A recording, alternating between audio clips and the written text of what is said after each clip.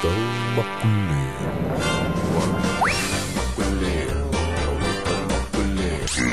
Makulilis! May gusto ba kayong itanong sa amin? May mga kwento ba kayong gustong i-share sa atin? May drawing ba kayo na gustong ipakita sa amin? Mag-email kayo o ipadalin sa amin. Hanggang sa uulitin, Makulilis.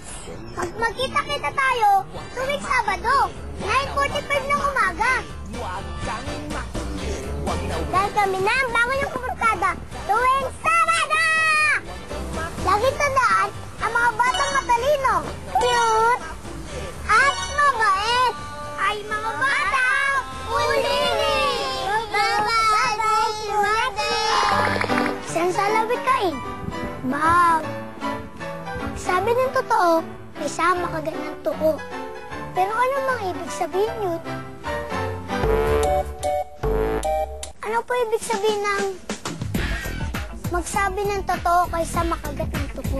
Ang ibig sabihin ng magsabi ka ng totoo kaysa makagat ka ng tuko ay dapat nagsasabi ka ng totoo. Huwag ka magsisinungaling. Ang ibig sabihin nun, dapat hindi po tayo nagsisinungaling para hindi tayo mapapagalitan tsaka hindi tayo gumagawa ng bad. Ano po yung tuko? Tuko. Para siyang lizard. Pero yung tuko, matindi ko makakapit.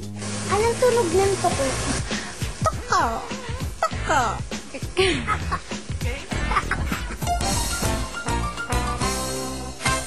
Ang ibig sabihin nun, bawal magsinungaling. Lalo-lalo na ang mga bata. Ano pong nangyayari sa mga batang nagsisinungaling? Napuputol ang dila. Ano po ibig sabihin ng magsabi ng totoo kaysa makagat ng tuko? Dapat, lagi ka nagsasabi ng totoo kasi baka naman sa huli, pag hindi ka nagsabi ng totoo, babalik sa'yo yan. Ate Melissa, sinungaling daw po kayo sa ano?